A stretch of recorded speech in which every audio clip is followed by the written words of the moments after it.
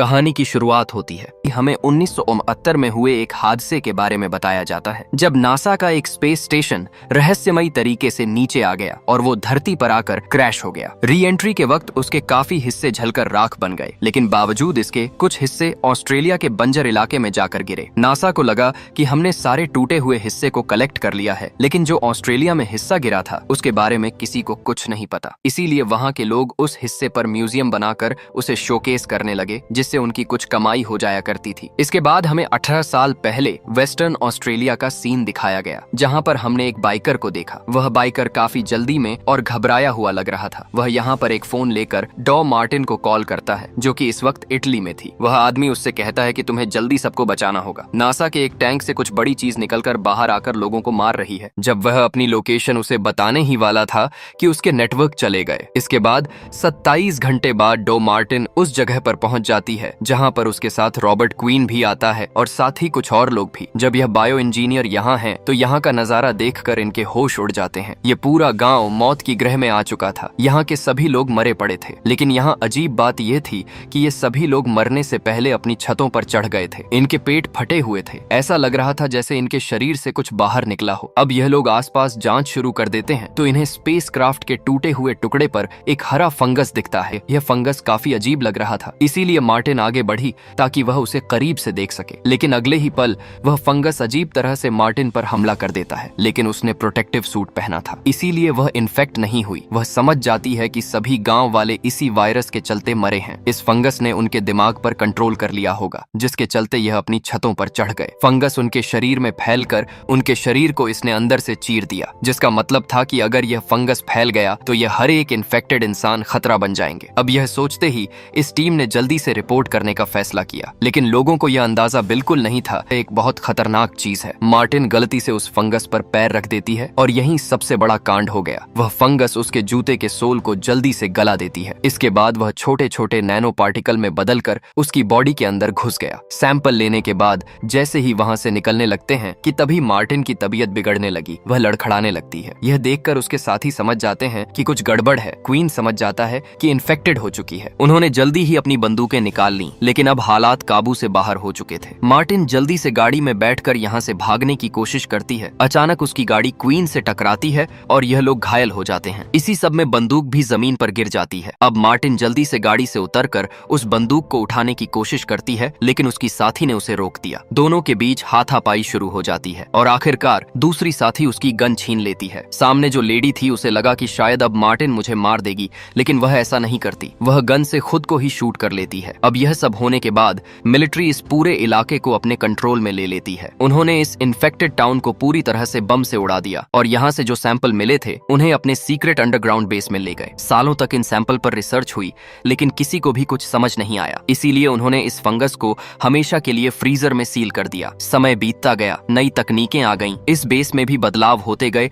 और धीरे धीरे यह पूरी जगह दुनिया की नजरों से गायब हो गई। अब 40 साल बीत जाते हैं और अब यह मिलिट्री बेस छोड़ दिया गया था। इसकी जगह अब एक वेयर हाउस था। आज रात यहाँ नाइट शिफ्ट में लियो और एना नाम के दो लोग काम कर रहे थे। खैर, ये दोनों यहाँ पर अपने अपने काम कर रहे थे। थोड़ी देर के बाद यहाँ पर इनकी एक कस्टमर महिला पहुंचती है। वह कहती है कि मेरी शादी को 50 साल हो गए हैं और मैं अपनी सालगिरह पर अपने स्टोरेज से कुछ पुरानी चीजें लेने के लिए आई हूँ। पहचान कंफर्म करने के बाद लियो को उस औरत पर थोड़ा शक होता है, क्योंकि वह बहुत बेचैन लग रही थी और उसका शक एकदम सही था। उस औरत ने अंदर जाते ही अपने पास छिपी गन निकाल ली। दरअसल कुछ वक्त पहले बीमारी से उसके हस्बैंड की जान चली गई थी और वह अकेले जीना नहीं चाहती थी। वह आज रात इसीलिए अपनी जिंदगी खत्म करने के लिए यहाँ आई थी। वहीं इन दोनों लोगों को पास से ही कुछ अजीब सी आवाजें सुनाई देने लगीं। वह आवाज काफी देर से एक ही जगह से आ रही थी। पहले तो ये समझ नहीं पाते कि यह क्या है, लेकिन उन्हें पता लग जाता है कि यह आवाज दीवार के पीछे से आ रही है। हालांकि दीवार पतले प्लास्टिक बोर्ड की बनी थी, लेकिन लियो उसे तोड़ना नहीं चाह रहा था। वह डर रहा था कि अगर ये दीवार तोड़ी तो उसका बॉस मुझे नौकरी से निकाल देगा, लेकिन एना उसे आइडिया देती है कि अगर हम इस पेंटिंग के पीछे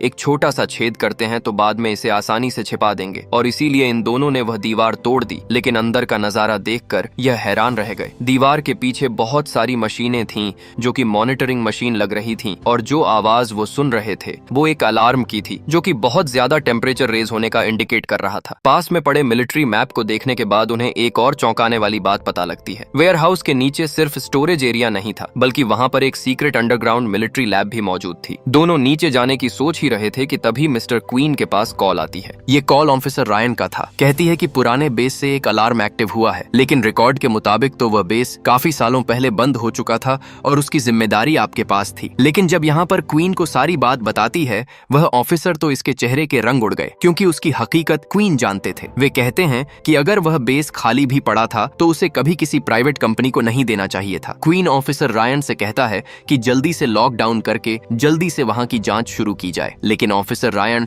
एक लोअर रैंक के अधिकारी थी। यह फैसला वह नहीं ले सकती थी। वह समझ जाती है कि मामला करप्शन का हो सकता है, इसीलिए वह उससे ज्यादा सवाल नहीं पूछती। अब मिस्टर मेसन के पास खुद वहां जाने के अलावा दूसरा और कोई रास्ता नहीं बचा था। दूसरी तरफ लियो और एना मैप को फॉलो करते हुए नीचे जाने का रास्ता ढूंढ लेते हैं। जैसे वह नीचे बढ़ रहे थे, माहौल और रहस्यमयी होता जा रहा था। रास्ते में अभी भी पुराने औजार और वह छोड़ा हुआ सामान बिखरा पड़ा था। नीचे का माहौल काफी खौफनाक लग रहा था, और ये दोनों पागल बाहर लिखी वार्निंग पढ़ने के बाद भी आगे बढ़ते जा रहे थे। आगे बढ़ने पर इन्हें बहुत गहरा पाइप मिला और ये दोनों सीढ़ियों के सहारे उस पाइप में उतर गए। आगे बढ़ने पर उन्हें दूर एक पुरानी लैब दिखाई दी, जिसका ये दरवाजा खोलते हैं। लेकिन जैसे ही उन्होंने दरवाजा खोला, अंदर की गर्म हवा बाहर आने लगी। इस कमरे में बहुत गर्मी थी और दरवाजे के पास लाल लाइट जल रही थी। इन्हें लगता है कि बहुत टाइम से बंद होने के चलते यहाँ कूलिंग सिस्टम खराब हो गया है। लेकिन तभी वहां पर दीवार में पड़े चूहों ने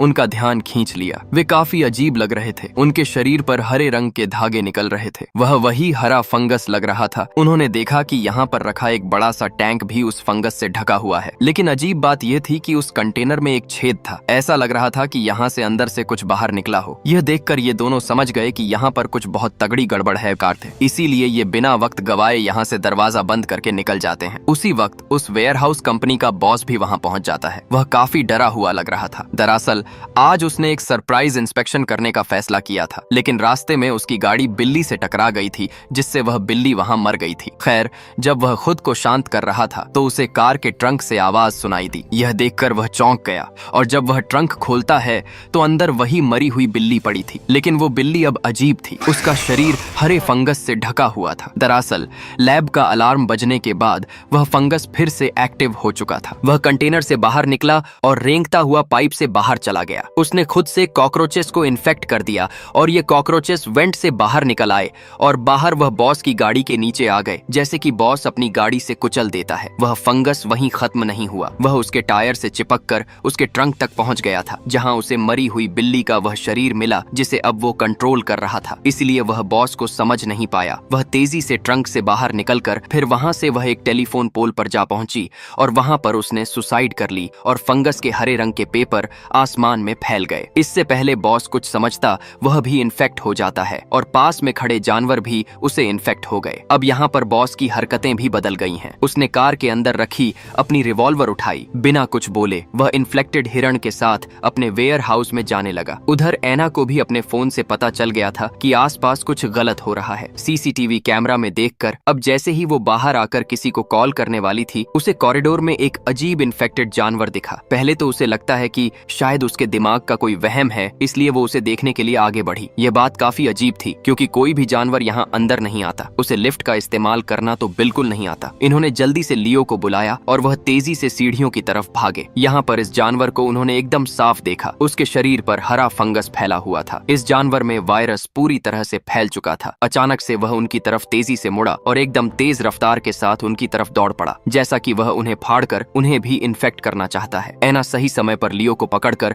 एक कोने में खींच लेती है और अगले ही पल वो जानवर पूरी रफ्तार के साथ दीवार से टिककर खुद को फाड़ देता है। यह देखकर तो इन दोनों की हालत खराब हो जाती है। तभी उन्हें पास से किसी के कदमों की आवाज सुनाई दी और वह आवाज उनकी ही तरफ आती चली जा रही थी। जब बॉस सामने आया तो दोनों को तुरंत एहसास हो गया कि कुछ बहुत गलत चल रहा है। उसकी आंखें और चेहरा पूरी तरह से बदल चुके थे। वह इन दोनों से कहता है कि तुम अपना मुंह मुंह खोलो, मैं इसे तुम्हारे अंदर भी डालना चाहता हूँ। फिर वह गुस्से में बोलता है, अपना मुंह खोलो। और अब जैसे ही उन्होंने उसके हाथ में गन देखी है, समझ जाते हैं कि हालात खराब हो चुके हैं। दोनों बिना देर किए नीचे की तरफ भागने लगे। उन्होंने पास का एक दूसरा वेयर हाउस खोला और जल्दी से उसके अंदर घुस गए। वह शटर नीचे गिराने वाले थे कि तभी फिर से उन्हें यहाँ कदमों की आवाज सुनाई देने लगी। वह दोनों चुप हो जाते हैं, लेकिन अच्छी बात यह थी कि अब बॉस पूरी तरह से इन्फेक्ट हो चुका था। उसने इस जगह पर ध्यान ही नहीं दिया और वह आगे बढ़ गया। एना को भी अभी भी डर लग रहा था। उसने जल्दी से अपना फोन निकाला, लेकिन वह यह सोच रही थी कि अब उन्हें पुलिस को कॉल करना चाहिए या किसी और को। कुछ देर बाद मिस्टर क्वीन का उन्हें फोन आया और एना जल्दी से उसे सारी बात बता देती है। क्वीन समझ गया कि सबसे बड़ा खतरा बाहर आ चुका है। वह इन दोनों से कहता है कि तुम जहां हो वहीं छुपे रहो और मैं जल्दी वहां पहुंच रहा हूं। और यहाँ इसकी उस पुरानी साथी जेनी को भी खतरे के बारे में पता लग गया, जो पहले इसके साथ मिलिट्री में काम करती थी। इसलिए उसने अपना पुराना सामान और हथियार निकाल लिए, लेकिन क्वीन उसे रोक देता है। वह नहीं चाहता था कि जेनी मौत के मुंह में फंस जाए, क्योंकि इस बार मामला पहले से भी ज्यादा खतरनाक है। लेकिन ये दोनों नहीं जानते थे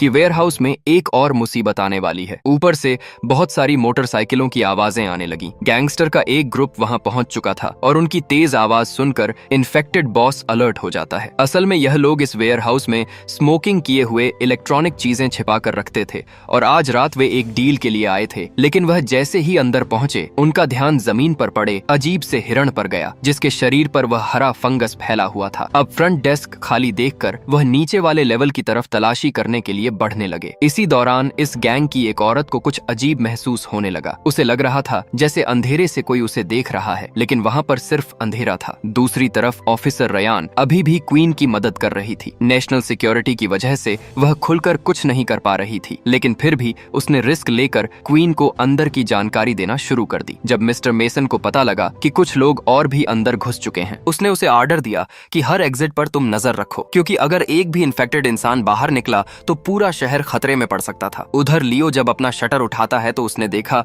कि इन्फेक्टेड बॉस यहाँ नहीं है। वह बाहर जाकर मदद बुलाने के बारे में कहता है, लेकिन एना ने उसे रोक दिया। वो कहती है कि मैं उन गैंगस्टर्स के लिए अपनी जान खतरे में नहीं डालने वाली। लेकिन लियो उससे कहता है कि अगर हमने उन्हें नहीं रोका तो हम में से कोई भी यहाँ से जिंदा बाहर नहीं जाएगा। अब एना गहरी सांस लेती है और उसकी बात मान लेती है। जब वो आगे बढ़ ही रहे थे कि तभी उनके सामने इन्फेक्टेड बॉस आ गया। अब वो पूरा इन्फेक्टेड हो चुका था। उसका शरीर पूरी तरह से कांप रहा था और उसकी हरकतें नॉर्मल नहीं लग रही थीं। तभी उसने नीचे मौजूद गैंगस्टर्स को देख लिया। वो लोग सामान चेक कर रहे थे। लियो जल्दी से चिल्लाकर सबको अलर्ट करने की कोशिश करता है, लेकिन इन्फेक्टेड बॉस पहले ही वहां पहुंच चुका था और अगले ही सेकंड उसने हरे रंग की उल्टी इन सब पर कर दी। इसके बाद यहाँ एक जोरदार चीख चिल्लाहट होने लगी। फिर बॉस ने बाहर जाने वाला शटर नीचे गिरा दिया और अब ये सब लोग अंदर फंस चुके थे। इसके बाद वो लियो और एना के पीछे पड़ जाता है। इसी बीच वो बुजुर्ग औरत भी यहाँ पहुंच जाती है। वो अपनी गन से बॉस को शूट कर देती है और उसका बॉस का शरीर भी अब पीक पर पहुंच चुका था, तो वो अगले ही पल पूरा फट जाता है। वो वायरस अब चारों तरफ फैल जाता है। ऊपर जो गैंगस्टर थे उन्हें भी गोली की आवाज सुनाई देती है। अब वो भी अलर्ट हो गए थे, लेकिन अच्छी बात ये थी कि वो बुजुर्ग औरत पहले ही सीढ़ियों से निकल गई थी, इसलिए उसका सामना इनसे नहीं हुआ। अब लियो इन बचे हुए गैंगस्टर के पास आता है। वो लोग लियो से पूछते हैं, हमारे बाकी के साथी कहाँ पर हैं? लियो उन्हें पूरे हालात बताने की कोशिश करता है, लेकिन उसकी बात पर इन्हें भरोसा नहीं हो रहा था। लियो उनसे कहता है कि उस हरी चीज से दूर रहो वरना मारे जाओगे,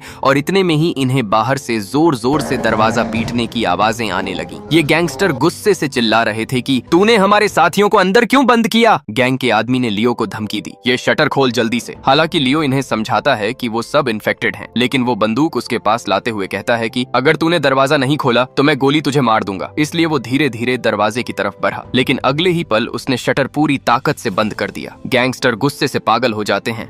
तभी एना ने पीछे से आकर उनका ध्यान भटकाया। वो दोनों यहाँ से भाग निकलते हैं, लेकिन बाहर निकलते ही क्वीन ने इन दोनों पर बंदूक तान दी। लेकिन क्वीन को जब पता लगा कि ये दोनों नॉर्मल इंसान हैं, तो उन्होंने अपनी गन नीचे कर दी। अब इन्हें सच्चाई समझ आने लगी थी, और जैसे ही पानी के कांटेक्ट में आते फंगस और तेजी से फैलने लगता। आसमान में अब तेज बिजली चमक रही थी। बारिश शुरू होने वाली थी। क्वीन जानता था कि अगर बारिश हो गई तो कुछ ही घंटों में पूरा शहर घर इन्फेक्टेड हो जाएगा। अब सिर्फ उनके पास एक ही आइडिया था, पूरे इलाके को खत्म करने का। इसलिए वो फैसला करते हैं कि लैब के नीचे एक छोटा न्यूक्लियर बॉम्ब लगाया जाएगा। इसके ब्लास्ट होने से सिर्फ 5 किलोमीटर दूर तक ही असर होगा और रेडिएशन भी सिर्फ 10 किलोमीटर तक ही फैलता। इस इलाके के लिए ये प्लान एकदम सही था। अब इस बॉम्ब को लैब के सैकड़ों मीटर नीचे इंस्टॉल करना था ताकि रेडियो एक्टिव मटेरियल ज्यादा दूर तक ना फैले। लेकिन एक बड़ी थी प्रॉब्लम भी थी। बॉम्ब स्टार्ट होने के बाद उसका टाइमर स्टेबल नहीं रहता था, इसलिए इनके पास बचने का बहुत कम वक्त था, सिर्फ 15 मिनट। मिस्टर क्वीन उन्हें समझाते हैं कि चलो कोई बात नहीं है, मैं ऊपर रुकूंगा और इन्फेक्टेड लोगों को यहाँ से निकलने से रोकूंगा। अब लियो और एना प्रोटेक्टिव सूट पहन लेते हैं। उधर वो गैंग के लोग फिर से रोलर शटर खोल देते हैं, लेकिन अंदर का नजारा देखकर इनकी हालत खराब हो गई। डर के मारे ये सब पीछे हट गए। इसके साथियों का चेहरा पूरी तरह से सड़ चुका था और काफी गंदी बदबू आ रही थी। यह देखकर इसके सभी साथी डर जाते हैं,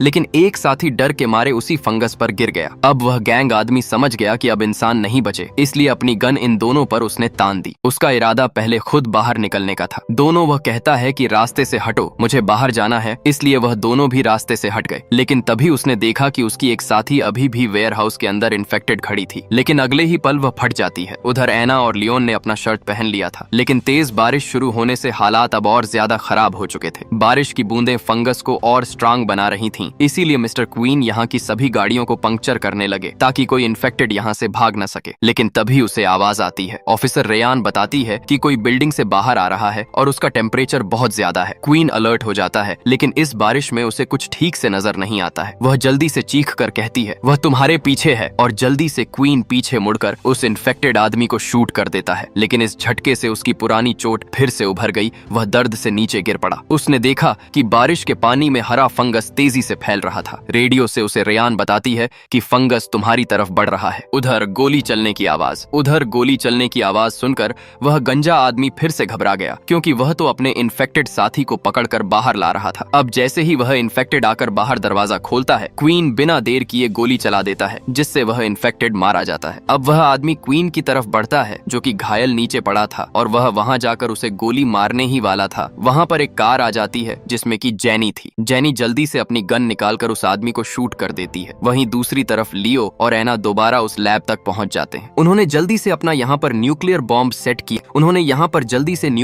सेट किया और अपना भारी सामान यहीं छोड़कर भागने लगे। रास्ते में इन्फेक्टेड लोगों ने उनका रास्ता रोक लिया, लेकिन इस बार ये दोनों पूरी तैयारी से थे। एना ने जल्दी से बंदूक निकालकर इन्फेक्टेड औरत को मार दिया, लेकिन ये दोनों ये भूल गए थे कि बॉम्ब का टाइमर जल्दी से कम हो गया है। सब कुछ अनस्टेबल हो गया था और यहाँ रुकना मौत को बुलाने जैसा है। तो ये सभी लोग जल्दी से यहाँ से निकल जाते हैं, लेकिन उनके जाने के बाद ही यहाँ पर जमीन जोर से कांपने लगी और एक भयानक विस्फोट होता है। ये न्यूक्लियर बॉम्ब अपने टाइम से पहले फट गया था। ये पूरा इलाका आग की लपटों में समा गया। पुराना न्यूक्लियर बेस अब तबाह हो चुका था, लेकिन ऐन वक्त पर ये लोग वहाँ से निकलने में कामयाब रहे। इन्होंने काफी तेजी से गाड़ी चलाकर अपनी जानें बचा ली। इस तरह से क्वीन सबको बचा लेता है। नाओमी और स्कॉट भी अब एक दूसरे से प्यार करने लगे थे, लेकिन यह फंगस पूरी तरह से खत्म नहीं हुआ था। यह जानवरों के अंदर छिप गया था और अब यह यहाँ से अपनी तादाद बढ़ाएगा। इसी सस्पेंस के साथ यह फिल्म यहाँ खत्म हो जाती है। Thanks for watching.